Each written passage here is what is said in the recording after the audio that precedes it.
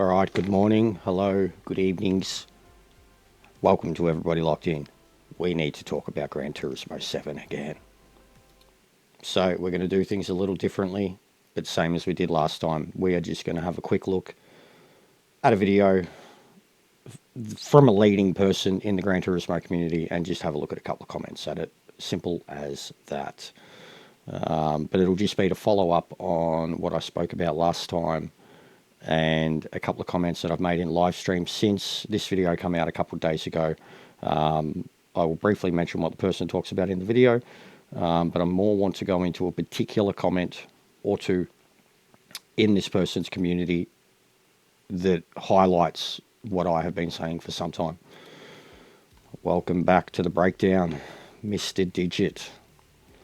All right, so in this video, he essentially is breaking down his thoughts on the current state of Gran Turismo, as you can see. And he looks very happy. He looks very happy. Mr. What's he got?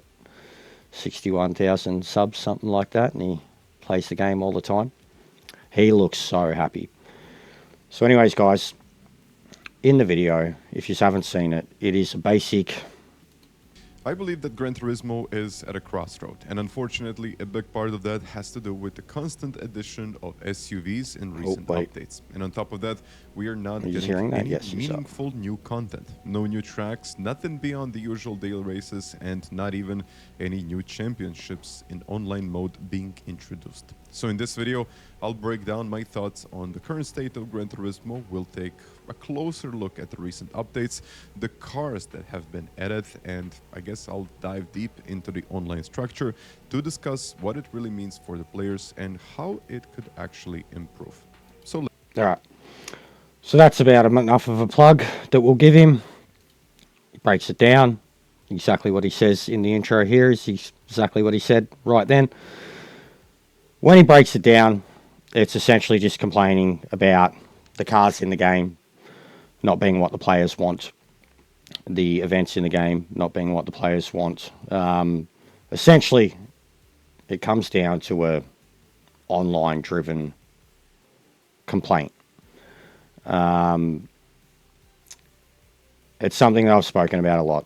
So anyways, I'm not going after Digit or anyone, but I've spoken a lot about how people in his position, and Rory's and Groves and many others who are the Pied Pipers of the streaming and online community, they pump out the narrative that sport mode is the be-all and end-all of this. And I myself don't help with it, but I know what the game's capable of. I have the platinum. I've done every event. I have every car.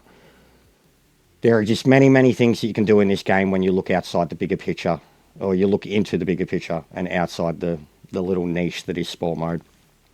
So anyways, I had to bring up this comment because this person, as they've said, is an admin on Digit's channel,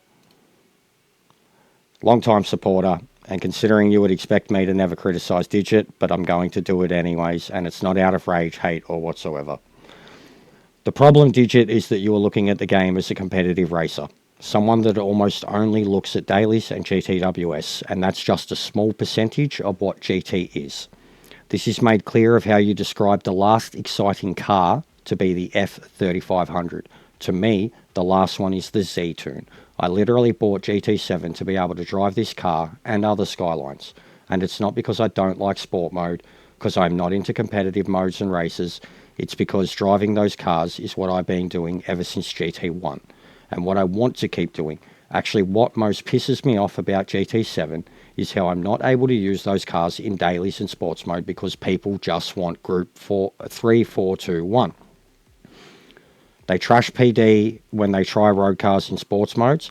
And I hate so much when someone says the older Group 3 or Group 4 cars shouldn't be competitive, should be balanced to compete with new cars. Really, saying that when you are playing GT.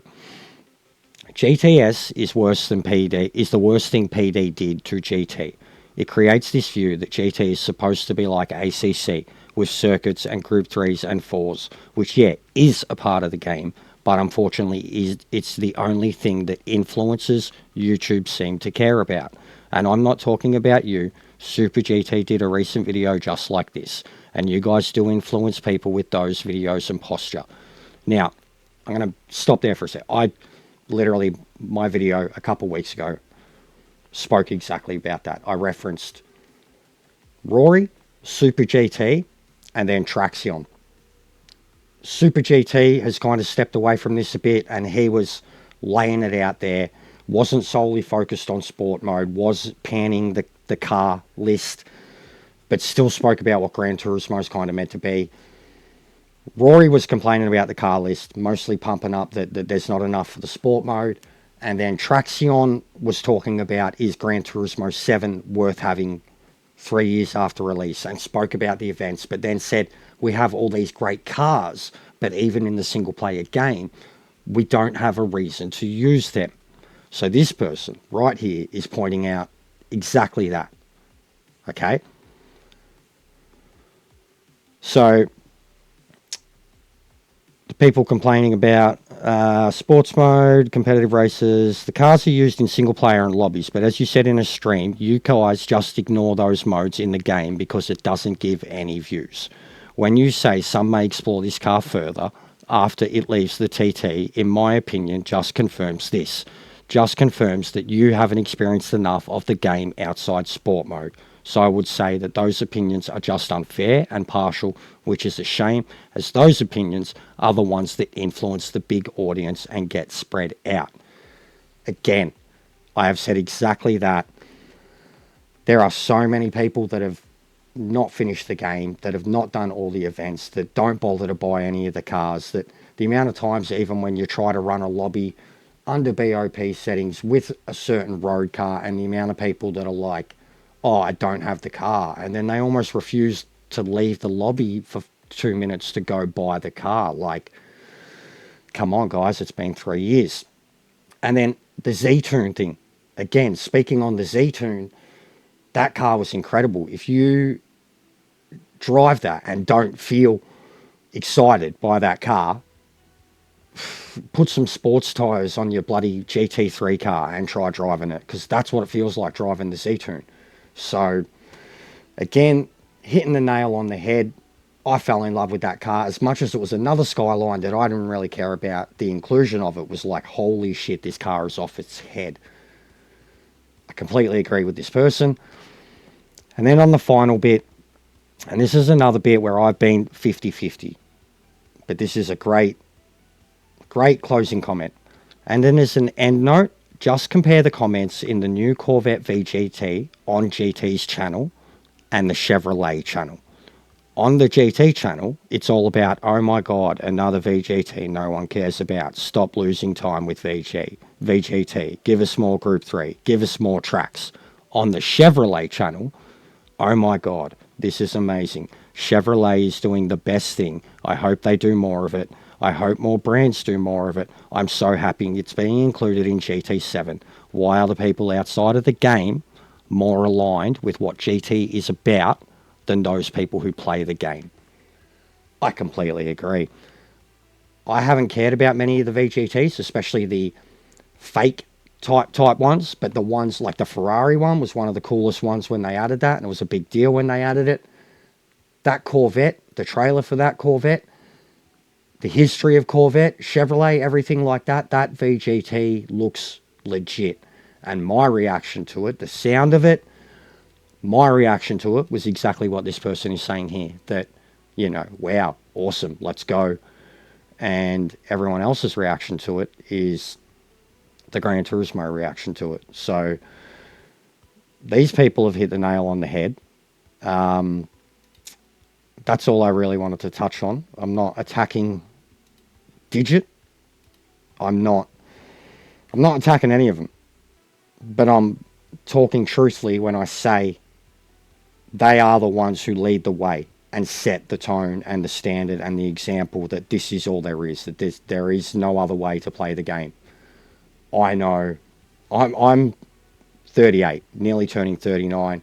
I first played Gran Turismo whenever it came out, 98, 99, something like that. I was playing the first one. Second one immediately after. I played all of them ever since. I've seen what the game has slowly become. And I've seen the community behind it slowly change too. I've been a part of the change. Sport mode can sink its teeth into you. So can lobbies. So can great organised lobbies doing classes and things that sport mode just could not even dream of. There are so many people out there that know what I'm talking about. There are so many people that do similar things. They run lobbies and they bring up combos that Kaz could only dream about, just with sport mode. And if they were put on the market in sport mode, the regular fan probably wouldn't care about them because they're not GT. They're not Group 3. They're not Group 4. So I've felt that frustration for a very, very long time. I've seen it change. And even as someone who wants to stream this game and has platinumed the game and has done every event in the game, and every time there's a new update, I buy the cars, I do the new events, you run out of stuff very quickly to do. And viewership for that stuff is down. And it's just because the person that is playing Gran Turismo to do all of that stuff doesn't give a shit about the YouTube streamer or the daily races or the sport races. So they are out there. They're just not really involved in the Gran Turismo communities because even they've been alienated out of it. There's no content for them. People aren't. You have to go find random people for the tunes, and even stuff like that is few and far in between now.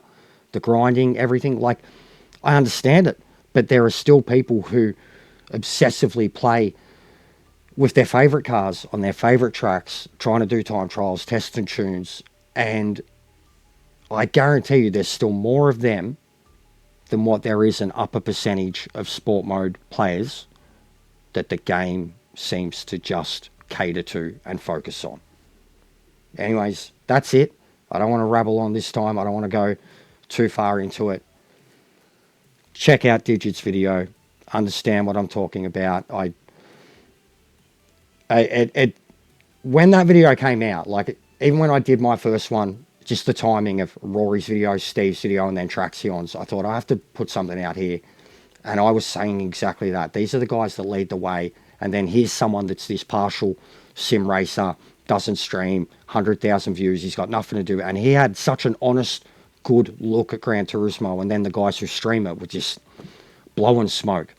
Absolutely blowing smoke. And then the only thing they complain about and harp on about is sport mode. So they're not Gran Turismo fans. I'm sorry. Like, they're sim racing fans that are very fast and very good. And they cater to an audience that wants to see very fast, very good people. So that's it. That's about all I have to say on it. Smash up the comments and the likes and the dislikes. Let me know what you think. Call me a clown. Call me a jealous, petty, envious shithead. Whatever you want. I don't really care. This has been my opinion for a long time. I had to highlight this comment because it's someone who is a mod on a greatly successful channel that just streams the content that we're talking about. I know now, like, it's confirmed. I'm not the only one who thinks like this. We have a small audience watching us. A lot of them agree, but they still want the sport mode. So to just have a comment like that just hit the nail on the head so many times. Like, he put the nail in the coffin. He hit it that hard. The dude just brought up every single... I'd love them to show up in... I don't know who they are. Some random guy that's a mod on Digit. I'd love to interview that person just to have them unload in the way they did, but as free as they like. Unload the way someone like me would in terms of just say it how it is. Say how you feel. Because that comment and the video that he was commenting on and the things that he was pointing out were just absolutely perfect. So that's it. I'm going to stop it there. Have a good one. I'll see you on the next one. Hit me up with the comments. Let me know what you think.